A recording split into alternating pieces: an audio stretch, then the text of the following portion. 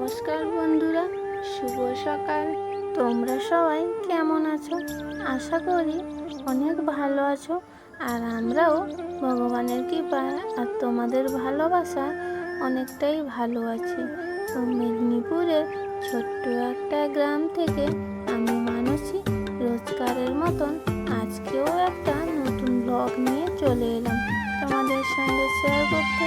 তো আজকের যেদিন আমি ভিডিওটা আমি শ্যুট করেছিলাম সেদিন ছিল সোমবার। তো আজকে যেদিন ভয়েস দিচ্ছি সেটা হলো অন্য আরেক দিন।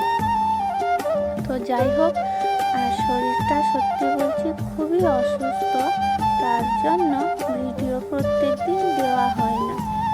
তো প্রত্যেক দিন ভিডিও না দেওয়া হলে ভিউজ তো কমবে, সব কিছুই কমে যাবে, রিচও কমে যাবে। তো সেই সব কথা পরে হবে, শরীরটা না টানলে কি করবো বলো।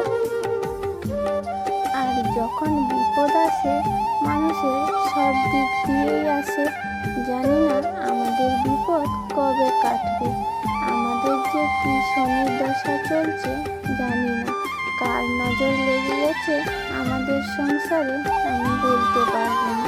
তো যাই হোক, সকাল থেকে শরীরটা খুব একটা ভালো নেই, তার সত্ত্বেও মেয়েকে নিয়ে স্কুলে যেতে হবে, কারণ আজকে থেকে 10টার স্কুল। তার জন্য সব কাজ কমপ্লিট করে নিয়েছি। সত্যি বলতে কি, সকালবেলা ঘুম থেকে উঠতে শরীর চায় না, মানে এতটাই ক্লান্ত লাগে, পরিশ্রম লাগে। তো ঘুম থেকে উঠতে মানে টেনে টুনে শরীরটাকে উঠাতে হয় ঘুম থেকে। তো মানে ঘুম থেকে ওঠার পরেও যেন আরও ঘুম চোখে, এতটাই ক্লান্ত শরীর, জানি না কেন হচ্ছে। তো কী কারণে হচ্ছে মনে হচ্ছে, খুব টেনশন করার জন্য মনে হয় এত ক্লান্ত, বা কি ভগবানই জানে।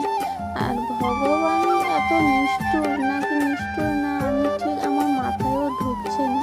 তো ওইসব কথা পরে বলছি, এখন আমি সকালবেলা থেকে তোমাদের সঙ্গে কিছু কাজ শেয়ার করতে পারিনি, কারণটা বললাম। আজকে থেকে আমার মামামের স্কুল শুরু, আর আজকেও দেরি করে ঘুম থেকে উঠেছি, আর রাত্রে মোটেই ঘুম ধরে না। তো একটু মোবাইল দেখি, কী করবো, ঘুম না ধরলেই অনেক রকমের মাথায় চিন্তা টেনশন কাজ করছে। তো এত টাকা ধার দেনা থাকলে মাথায় তো টেনশন কাজ করবে, তাই না? তো যাই হোক, জানো তো, একবার ভাবি গরিবের কেউ থাকে না, মানে পাশে না থাকে অন্য কেউ সাহায্য করার মানুষ, আর না থাকে ভগবান, তখন ভগবানও নিষ্ঠুর হয়ে যায়। কেন বলো তো এরকম হয়? যখন বিপদ আসে সব দিক দিয়েই আসে, কেন এরকম? এইটুকু ইনকামে তোমাদের দাদাভাইয়ের এইটুকু টোটো চালিয়ে এইটুকু ইনকামে কী করে সংসার চালাবো, কী করে লোন মিটাবো, তার মধ্যে নিজেদের ওষুধ ফেসুক, বাচ্চার স্কুল কী করে মিটাবো।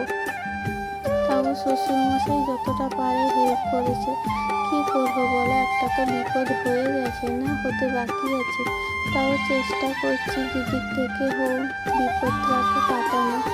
আসলে মানে যখনই ভাগ্যে কিছু না থাকে না, যত চেষ্টা করার পরেও হয় না, কি জানি আমাদের ভাগ্যে কবে ভগবান চোখ তুলে তাকাবে। আজকে আমি আমার মনের একটুখানি কষ্টের কথা তোমাদের সঙ্গে শেয়ার করলাম বলে তোমরা আমাকে খারাপ ভেবো না। আসলে কি বলো তো, কষ্টের কথা কাউকে না কাউকে তো শেয়ার করতে হবে। আর আজকাল দিনের মানুষ এমনই, মানে শয়তান বলো বা নিষ্ঠুর বলো বা স্বার্থপর বলো, ওরা তোমারই খাবে, তোমারই পড়বে, আবার পেছন দিয়ে গিয়ে তোমারই পিঠে ছুরি মেরে দিয়ে চলে যাবে। এরকমই তো মানুষ, কার সঙ্গে কথা শেয়ার করব। আর মানুষ মানে তো পেটে তো কথা কিছুটা হলেও রাখতে হবে, কিছুটা হলেও শেয়ার করতে হবে। আর না শেয়ার করলে হয় পাগল হয়ে যেতে হবে, না হয় কিছু একটা করতে হবে। আর সত্যি বলছি, আমি মানে খুব মানসিক টেনশনেও আছি, আর তোমাদের দাদাভাইও খুব চিন্তায় আছে, মানে কী করে বোঝাবো আমি বুঝতে পারছি না, জানি না ভগবান আমাদের কবে যে সুখ দিবে। তো আজকে এই আর তোমাদের এরকম কার কার হয় বলো তো, কোথাও যাওয়ার সময় বেরিয়ে পড়ার পরে যদি কেউ বলে যেতে হবে না, তখন তোমাদের কতখানি রাগ ধরে বলো তো।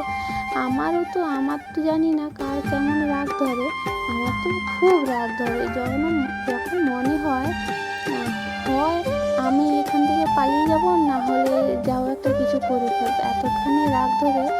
আর সেটা আজকে আমার সঙ্গে হয়েছে। কি বলো তো, আজকে সোমবার, মেয়েকে স্কুলে রেডি করাচ্ছি যাব বলে, আর তখনই তোমাদের দাদাভাই বলল পাপার গায়ে একটু গাটা গরম আর বৃষ্টি পড়ছে, যেতে হবে না।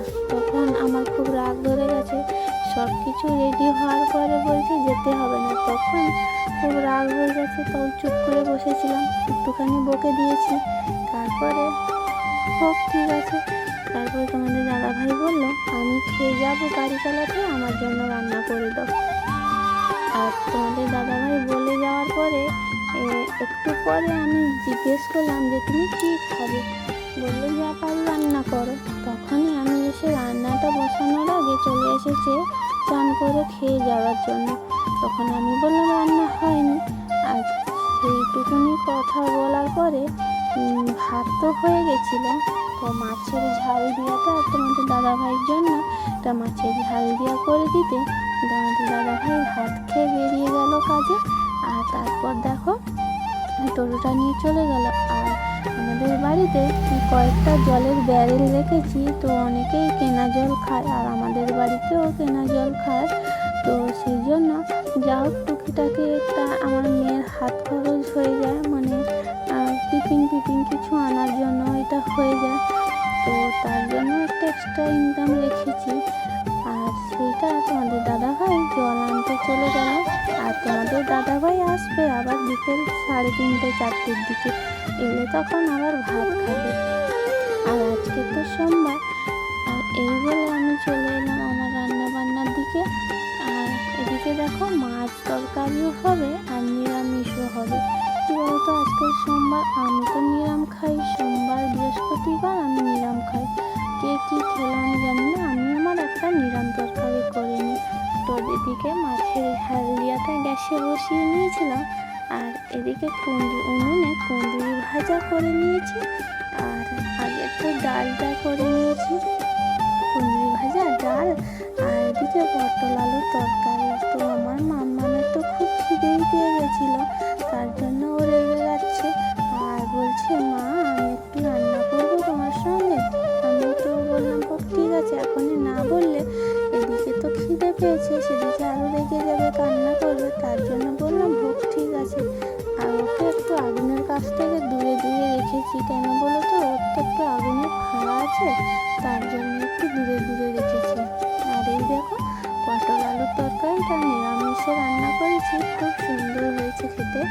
কিছুই না, পটলটা ভেজে রেখেছিলাম, তারপর আদা আর জিরে বাটা করে রেখেছিলাম, ওই আদা জিরে বাটা তেলের মধ্যে দিয়ে লঙ্কা হলুদ লবণ টমেটো দিয়ে ভালো করে কষিয়ে নিয়ে পটলটা দিয়ে দিলাম, দিয়ে ভালো করে কষার পরে ওই শিল দিয়ে ধোয়া জল, এটা আসল ম্যাজিক মশলা, স্বাদের মশলা।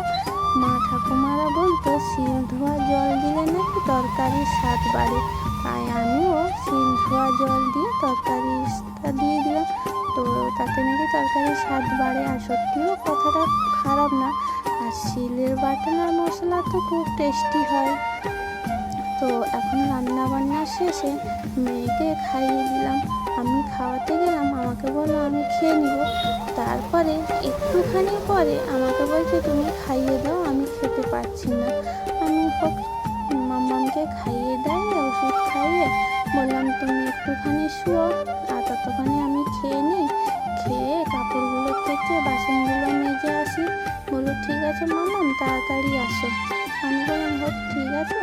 আর এই দেখো কাপড়গুলো কেচে নিয়ে বাসন মাজতে চলে গেছিলাম, আর বাসন মেজে সে কাপড়গুলো ধুয়ে ছাদে চলে এলাম, কাপড়গুলো মেলে নিই। ততক্ষণে তোমাদের সঙ্গে একটা কথা শেয়ার করি। আচ্ছা বলো তো তোমরা, মানুষের যখন কোনো মানুষ কোনো কিছু করতে চায়, অন্য আরেকজন মানুষের এত জ্বলন হয় কেন, এত হিংসে হয় কেন, কিসের জন্য? কারোর উন্নতিতে তো কারোর হিংসে করার কথা না। তুমি কারোর উন্নতিতে হিংসে করবে না, দেখবে ভগবান একদিন তোমার দিকে চোখ তুলে তাকাবে, তোমার উন্নতি হবে। আচ্ছা, আজকাল মানুষ এত স্বার্থপর, এত হিংসা মানুষের মনে কেন, কিসের জন্য? কেউ কাজ করে হয়তো তার টাইমটা, টেনশনটাকে দূর করানোর চেষ্টা করছে, কেউ ভিডিও করে হয়তো তার মনের কষ্ট দূর করার চেষ্টা করছে, তাতে অন্য আরেকজন মানুষের এত হিংসে কেন, এত কথা কিসে?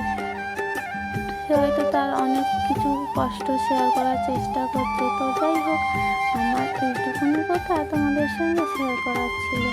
আর দেখো, এদিকে আমি আমার সব কাপড় চোপড় মেলে দিয়েছি। আর এদিকে রোদ তো একদমই হয়নি, কারণ যেহেতু বর্ষাকাল চলে এসেছে, আর বর্ষাকালে আমার খুব কষ্ট কাপড় জামা মেলা। আর দেখো, কাপড় টাপড় মেলার পরে আমাদের ঘরে এই ফুলের গাছটা হয়েছিল, এটাতে তোমাদের একটু আমি জুম করে দেখালাম কত ফুল হয়েছে। আর দেখো, আমি এখন নিচে এসেছি, আমার ময়না এখানে ছটর করছে, ও খালি বলে কি গো কি গো কি গো। আর তোমাদের দাদা ভাই সিটি মারলে ও খালি সিটি মারবে। আর এখন আমার মাম্মামকে নিয়ে আমি ঘুমাতে চলে এলাম। আর তোমরা পুরো ভিডিওটা না স্কিপ করে পুরোটা দেখো, আর ভালো লাগলে লাইক কমেন্ট শেয়ার করে দিয়ে সঙ্গে থাকো।